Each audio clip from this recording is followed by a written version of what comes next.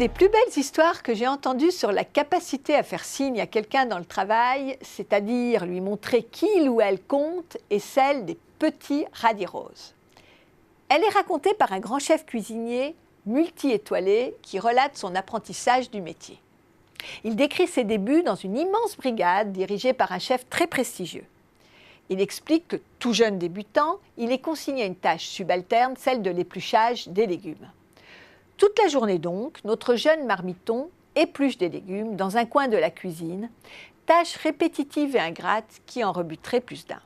Comment vaincre l'ennui et le désintérêt? Comment ne pas succomber à la démotivation et arriver à sauvegarder la rigueur du geste? Notre chef ne cache pas que le découragement guettait. Mais, nous dit-il, le grand chef qui régnait sur la cuisine faisait deux choses qui maintenaient la motivation et l'envie des collaborateurs sans avoir fait des études dans de grandes écoles de management. Tout d'abord, il proposait à tous de regarder dans la salle à manger du restaurant les clients se délecter des mets qui leur étaient apportés, ce qui permettait à chacun de comprendre pourquoi il était là et de comprendre que le plus modeste geste était un maillon dans une chaîne.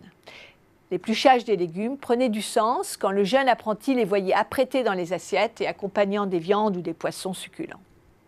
La seconde chose que faisait le grand chef de notre marmiton était de se placer certains soirs à la sortie des cuisines pour dire au revoir, mais surtout proposer un petit mot personnalisé à chacun. C'est ainsi que notre petit éplucheur de légumes s'entendait dire à la fin d'une journée fatigante et obscure « Bravo pour les petits radis roses !» de la part du grand chef, ce qui le remplissait de joie et de fierté. Il se sentait reconnu et pleinement contributif de l'immense et complexe prestation que l'ensemble de la cuisine offrait. Cette petite phrase prononcée avec bienveillance lui prouvait l'exigence d'excellence attendue par le maître et le tirait vers le haut.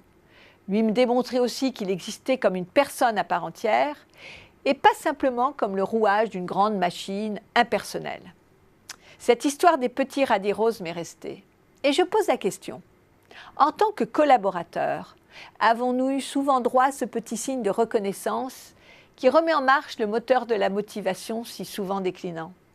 Et comme manager, savons-nous adresser ce signe à ceux et celles qui travaillent dans nos équipes?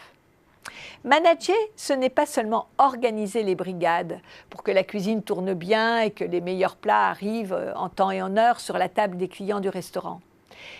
Manager, c'est aussi savoir remercier pour la qualité de l'épluchage des plus simples légumes.